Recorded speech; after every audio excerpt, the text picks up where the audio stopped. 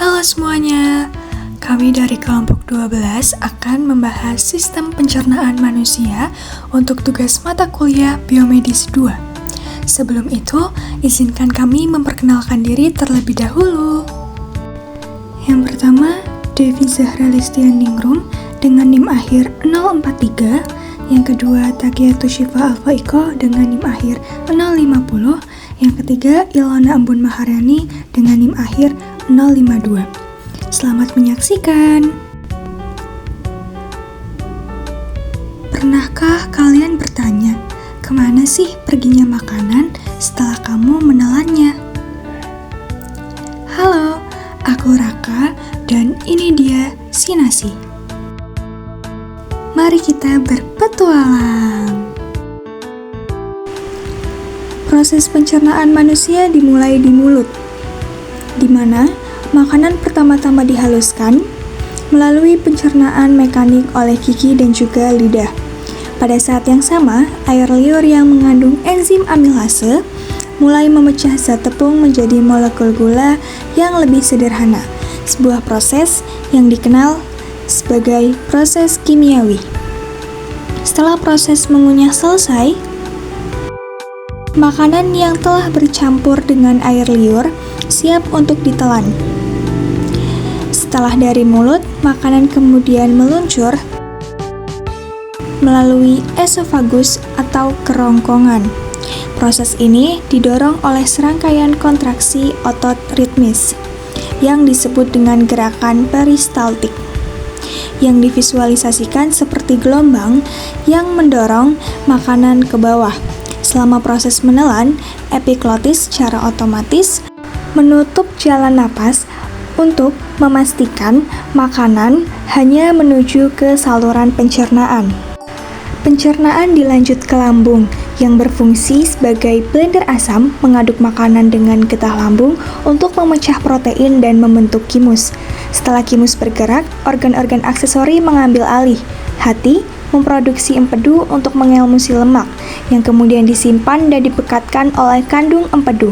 Secara simultan, pankreas melepaskan enzim-enzim vital untuk lemak, karbohidrat, dan protein, serta bikarbonat untuk menetralkan asam.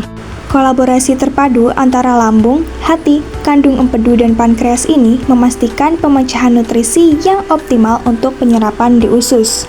Selanjutnya adalah usus halus. Usus halus adalah organ terpanjang tempat pencernaan berakhir dan penyerapan nutrisi dimulai.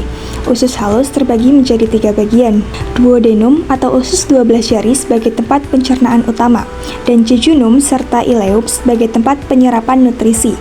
Disinilah nutrisi penting seperti glukosa, asam amino, dan asam lemak diserap ke dalam darah melalui struktur kecil yang disebut villi. Villi ini secara efektif menyerap zat gizi dan mengalirkannya ke dalam pembuluh darah untuk didistribusikan ke seluruh tubuh. Dan sisanya, air dan sisa makanan tak tercerna didorong menuju usus besar. Usus besar adalah bagian akhir dari sistem pencernaan yang bertugas menyerap air dan elektrolit dari sisa makanan. Di dalam usus besar terdapat berbagai bakteri baik yang membantu memecah sisa nutrisi dan menghasilkan vitamin termasuk vitamin K.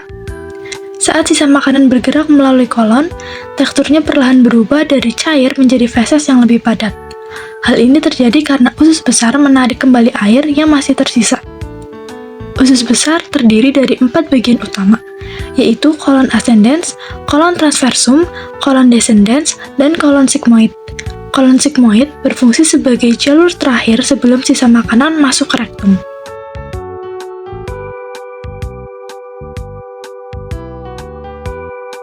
Rektum adalah bagian akhir dari usus besar yang berfungsi sebagai tempat penyimpanan sementara feses.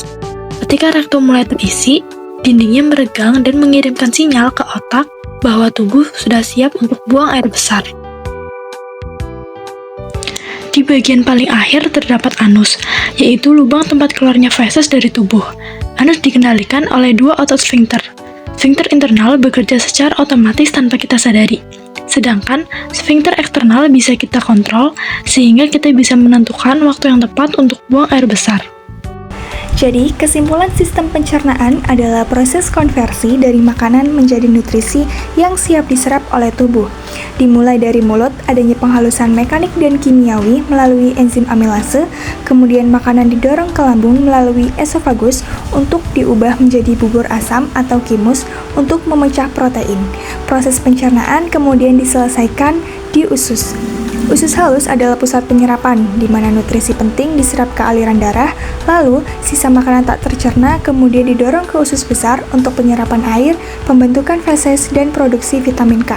Terakhir, feses disimpan sementara di rektum dan dikeluarkan melalui anus. Tugas kami selesai. Terima kasih sudah menonton perjalanan panjang sistem pencernaan manusia.